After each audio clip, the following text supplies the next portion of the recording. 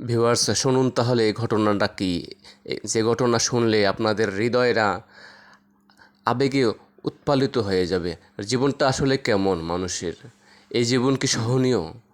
আমরা কত সুন্দর বসবাস করি, প্রত্যেকটা মানুষ তার নিজের স্থায়ী কিছু জায়গা আছে, অথবা যদি কেউ ভাড়া থাকে তাও তো থাকতে পারে।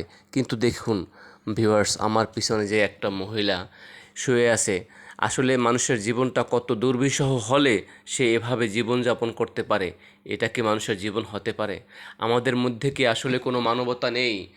আমাদের মধ্যে মানবতা কখন ফিরবে? এভাবে রাস্তাঘাটে একটা মহিলা, বৃদ্ধ মহিলা পড়ে আছে, তার ঠিকানা নেই, তার বাসা, কোনো বাসস্থান নেই। এভাবে যদি মানুষের জীবনটা কেটে যায় তাহলে মানবতা আসলে কোথায়? মানবতা কি হারিয়ে গেছে? এজন্য ভিউয়ার্স, আমি প্রত্যেককে এতটুকু আবেদন করব, এভাবে শত সহস্র মানুষ বিভিন্ন স্পটে, বাংলাদেশের বিভিন্ন প্রান্তে প্রান্তে এভাবে পড়ে আছে। অবশ্যই আমরা এদের দিকে সহায়তার হাত বাড়িয়ে দেব।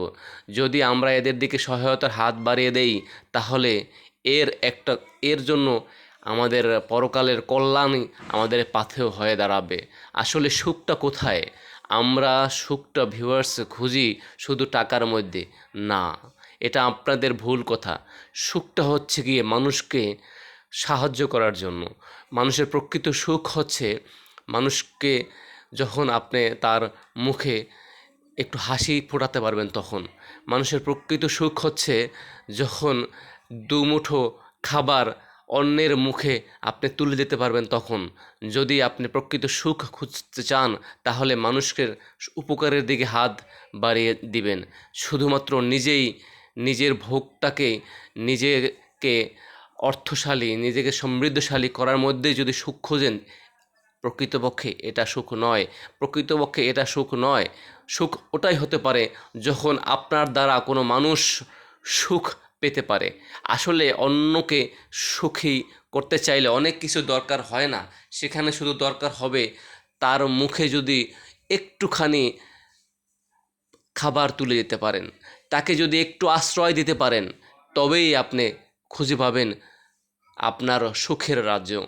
মানুষ অবশ্যই উপার্জন করে, কিন্তু সেই উপার্জনের সমস্ত টাকা সে ভোগ করতে পারে না।